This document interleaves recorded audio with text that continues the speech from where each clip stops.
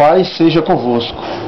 Que a graça de Deus vos abençoe, em nome do Senhor Jesus Cristo. Quero convidar vocês para ler o meu livro chamado Enigma dos Sonhos. São 4 livros que estão à sua disposição. Enigma dos Sonhos, Como Evitar Problemas, Filosofia Silva e um livro de história, que conta a história dos antigos habitantes de Campina Grande.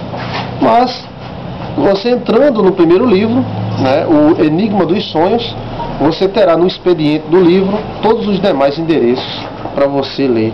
São livros interessantes e gratuitos, graças a Deus e aos nossos patrocinadores que nos patrocinaram com tanto carinho, com tanto amor. Em nome de Jesus Cristo, está à sua disposição. O livro está no endereço Enigma dos Sonhos, http://, em alguns computadores não precisa nem colocar, enigmadossonhos.blogspot.com, e você vai ter um livro de 600 páginas à sua disposição. Eu quero comentar acerca das teorias do livro Enigma dos Sonhos, e no livro Enigma dos Sonhos tem uma das teorias, a teoria das palavras vivas. Jesus Cristo falou: as minhas palavras são espírito e vida, elas não voltarão para mim sem antes fazer o que lhe apraz, ou seja, o que lhe foi proposto. Então você é o nosso convidado especial para ler o livro Enigma dos Sonhos com suas muitas teorias. Segundo o livro Enigma dos Sonhos, as palavras são vivas e as maldições têm este princípio. Justamente as palavras seriam como uma programação viva. Alguns judeus, algumas classes judaicas acreditavam nisso. Inclusive eles ainda acreditam que através de conexões de palavras eles poderão mudar o destino das pessoas. Essa crença não é nova, ela vem desde a época de Abraão, onde o próprio Deus mudou o nome de Abrão para Abraão, ou seja, pai para pai de nações, ou grande pai. Jacó foi mudado para Israel. Então o nome é muito importante, as palavras são muito importantes para a etnia judaica, sua cabala, suas ciências que não estão descritas na Bíblia e outras que já estão descritas na Bíblia, ou seja, conexões de nomes, que os nomes representam qualidades e invocam a sorte da pessoa. As palavras seriam vivas, ou seja, nem todo espírito seria anjo, nem todo espírito seria anjo. Uma palavra ela se tornaria um espírito, uma espécie de espírito. Uma maldição se tornaria uma espécie de espírito que acompanharia aquela pessoa. Uma bênção também seria como se fosse uma força, um espírito que acompanha aquela pessoa que foi alvo daquela palavra. E eu acredito muito nisso. Suas palavras são vivas, elas têm poder. No mundo da intelectualidade, ela tem poder também no mundo espiritual. É como se as palavras, a nossa boca fosse um útero, o nosso interior fosse um útero, e nós paríssemos pela nossa boca situações e espíritos. As minhas palavras são espíritos e vida. As palavras de Jesus são tremendas, elas são vivificantes, elas têm vida em si mesmas. Não querendo ter a autoridade de Jesus Cristo, que Jesus Cristo é o soberano, o homem-deus, o Deus-homem, teríamos também essa mesma dinâmica em nossas palavras, só que de uma maneira diferente, de uma maneira inferior, mas haveria isto. No Antigo Testamento, os patriarcas, eles abençoavam os seus filhos, e da forma que eles abençoavam os seus filhos, assim acontecia. As suas palavras se tornavam realidade na vida dos seus filhos. E eles chegavam até a brigar, por causa dessa bênção. Como Jacó e Esaú, eles brigaram. Não por dinheiro, por ouro, por prata. Eles brigaram por uma bênção que seu pai ia dar, ou seja, uma palavra que o seu pai ia dar. E aquela palavra iria com certeza se cumprir. A crença antiga nas palavras vivas, ou seja, as pessoas sempre acreditaram. Por isso que o nome maldição, dição é dizer. Maldição, ou seja, maldizer, falar mal, criar o mal, através das palavras. Você pode criar o mal e pode criar o bem através das suas palavras. A sua língua, ela pode produzir o mal e pode produzir o bem. Ela pode produzir bênção e pode produzir maldição.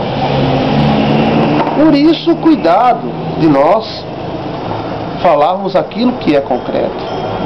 Veja as demais palestras que eu falei sobre maldições. E veja que a Bíblia diz que com ela, com a língua, bendizemos a Deus e Pai Todo-Poderoso. Mas com a mesma língua amaldiçoamos os homens, feitos à imagem de Deus. Ou seja, até por causa de uma raiva. E a Bíblia diz que a nossa língua, ela é inflamada pelo inferno. Ou seja, ela é atiçada pelo diabo, pelo inferno. O inferno aí representa, a prefeitura do diabo, a organização demoníaca. Então os demônios, eles ficam tentando fazer com que você diga palavras, que essas palavras venham prejudicar outras pessoas, porque você sofreu um dano pequeno até, você amaldiçoa a família, amaldiçoa a pessoa, diz que Deus vai punir, que a mão de Deus vai matar, que Deus vai destruir, que Deus vai fazer isso, que Deus vai fazer aquilo. E isso é uma maldição. É uma maldição em nome de Deus, mas é uma maldição. Meu irmão, e o diabo usa o nome de Deus também. Você tem que ter cuidado de não transformar a sua língua numa porta do inferno. Você tem que transformar a sua língua, a sua boca, numa porta celestial, onde sai a vida. Vida. Eu profetizo vida sobre a tua vida. Soluções. Eu profetizo tudo de bom sobre a sua vida. Seja sobre a sua vida a bênção de Deus, seja sobre a sua vida a graça do Senhor. As palavras, elas são acompanhadas de desejo. E quando esse desejo é mau, essas palavras se tornam pragas. E quando esse desejo é bom, se torna bênção. Então, aquele desejo que fulano se dê bem. Então, que Deus te abençoe, que você seja guiado por Deus, que haja sorte no teu caminho.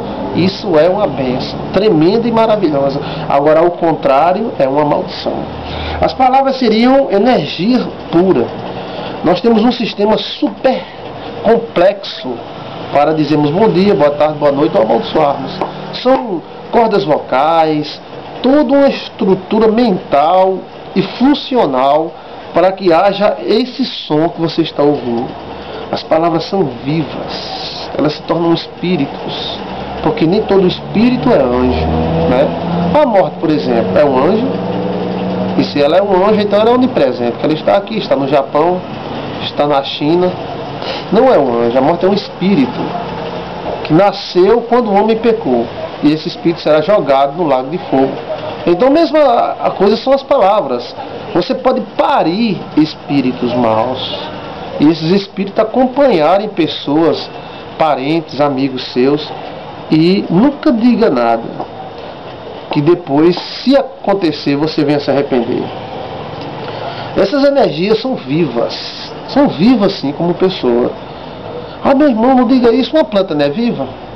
Uma semente é viva ou é morta uma semente? Eu quero saber de você se a semente é viva ou morta. É viva. Basta um pingo d'água e ela nasce. Mesmo assim, são as maldições. Elas ficam por ali. Basta uma oportunidade e elas nascem. Então são sementes boas e sementes más. Quais são as sementes que você está plantando? Porque se você está plantando, elas estão aguardando apenas a oportunidade, a chuva.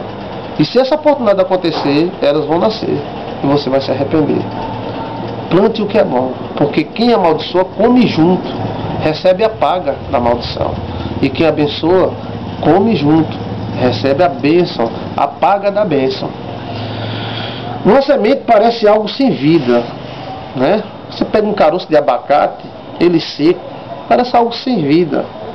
Mas quando chega a umidade, quando chega a água, a chuva, ela estoura e nasce uma grande árvore. Dessa mesma forma são as palavras.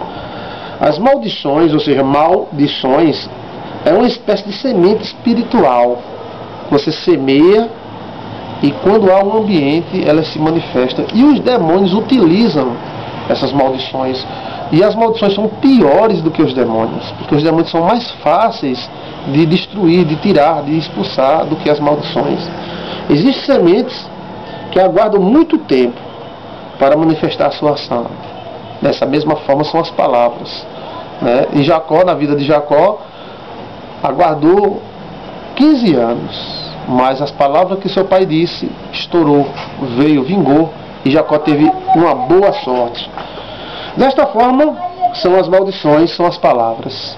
Guarda a tua boca, porque a Bíblia diz que aquele que guarda a sua boca, guarda a sua alma da angústia.